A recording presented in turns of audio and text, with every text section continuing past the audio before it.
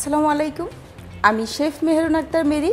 বিশেষ দিন উপলক্ষে আমি চলে এসেছি সুজির হালুয়া এবং চালের রুটি নিয়ে।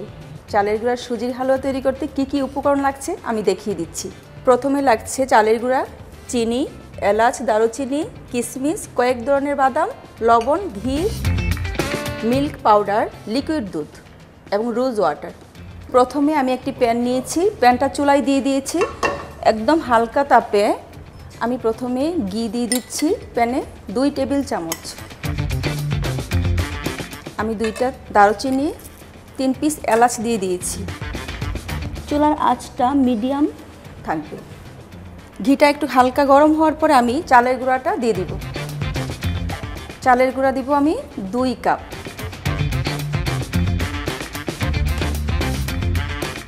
মাঝারি আছে চালটাকে আমি ভালো করে টেলে নিব। যখন চালের গুঁড়াটা এরকম সুন্দর একটি কালার চলে আসবে, এরকম সুন্দর একটি অ্যারোমা চলে আসবে, আমি ওই পর্যায়ে 1 কাপ গুঁড়া দুধ রেখেছি, গুঁড়া দুধটা আমি দিয়ে দিচ্ছি। সামান্য আমি লবণ দিয়েছি। যখন সুন্দর একটি অ্যারোমা চলে আসবে, আমি এই পর্যায়ে এটা নামিয়ে রেখে দিব। আমি আরেকটি পাত্র নিয়েছি লিকুইড দুধ। আমি 1 লিটার লিকুইড দুধকে আমি ঘন করে নিয়েছিলাম আগে থেকে, আমি দিয়ে দিয়েছি। 2 পিস দারুচিনি, 2 পিস এলাচ। যেহেতু চালের গুঁড়া আমি সামান্য একটু লবণ দিচ্ছি। দুধটা যখন মোটামুটি গরম হয়ে আসবে, আমি ওই পর্যায়ে আমার তেলে রাখা চালের গুঁড়াটা দিয়ে দিচ্ছি। চালের গুঁড়াটা দেওয়ার পরে দ্রুত অনবরত নাড়তে হবে, না হয় জমাট বেঁধে যাওয়ার সম্ভাবনা থাকবে। আর যেহেতু চালের গুঁড়া অনেক সময় নিয়ে রান্না করার কোনো প্রয়োজন নেই, অল্প সময়ে এটা হালুয়াটা তৈরি হয়ে যাবে।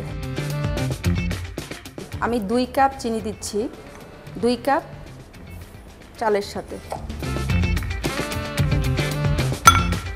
আর মিষ্টিটা হচ্ছে সবার পছন্দ অনুযায়ী। আপনি টেস্ট করে যখন মনে হবে যে মিষ্টিটা একটু কম আছে, তাহলে একটু আপনি দিয়ে দিতে পারেন। আর যেহেতু সুজির হালুয়া একটু মিষ্টি বেশি ভালো লাগে। কেশনাট, অ্যালমন্ড কিছু দিয়ে দিচ্ছি।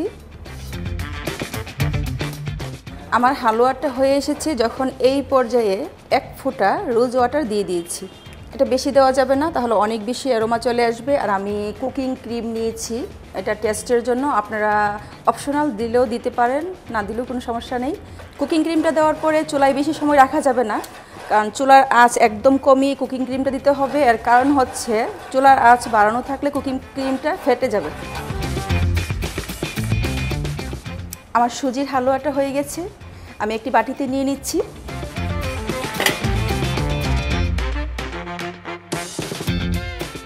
কিছু কিশমিশ দিয়ে আমি একটু গার্নিশিং করে নিচ্ছি। গার্নিশিংটা সবার পছন্দ মতো, যেহেতু হালুয়ার সাথে বাদাম আর কিশমিশটাই যায়। দর্শক, তৈরি হয়ে গেল চালের গুঁড়ার হালুয়া। আশা করি সবার ভালো লেগেছে। যদি ভালো লেগে থাকে বাসায় অবশ্যই ট্রাই করবেন।